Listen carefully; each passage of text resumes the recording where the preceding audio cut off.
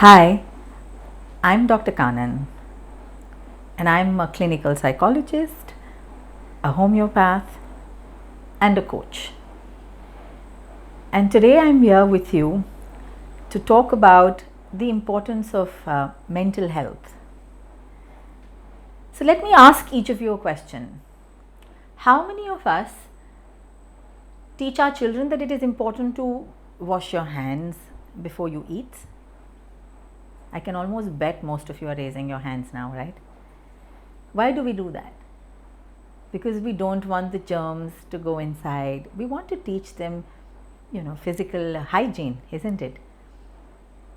And how many of us, let's say a child has a cut, will quickly run, put some Dettol, um, clean the wound, put a band-aid on.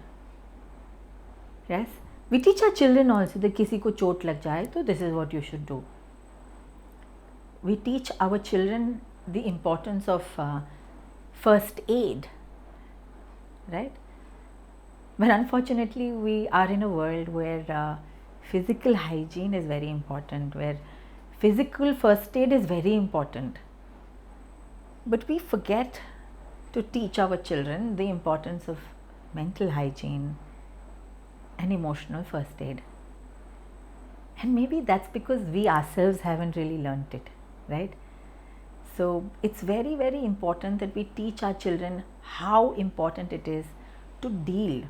I think it's important to tell each one of us also that emotions need to be dealt with before we sleep at night. We need to clean our mind of all the kachra we put in it before we sleep at night. We tell our children, focus, focus, concentrate, concentrate. But we don't tell our children how to focus, we don't tell our children how to concentrate. So, mental hygiene and emotional first aid is extremely important from a child to an adult. The way we think, the way we feel impacts our immunity. Research and science has advanced so much almost to prove that our thoughts drop our immunity or increase it. 10 people go to a beach to eat some food and have some fun. 2 or 3 of them fall sick and the rest not, because their immunity was low.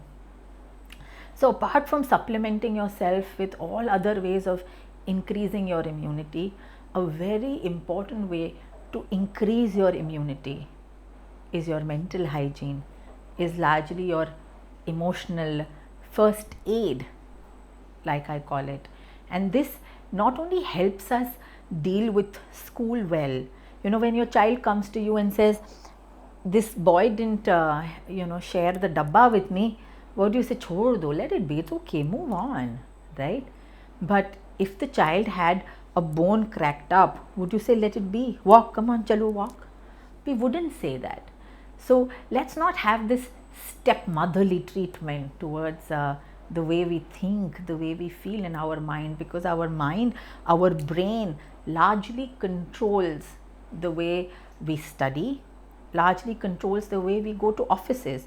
At large organizations, they teach us about productivity, they teach us about performance.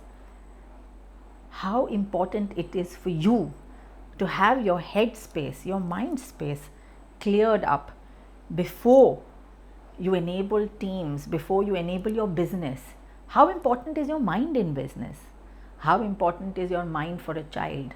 The mind largely plays a role in the way you think, the way you feel, the way you communicate, and your physical immunity. So remember, next time when you think about handling your physical immunity, first think about how will I handle my mind.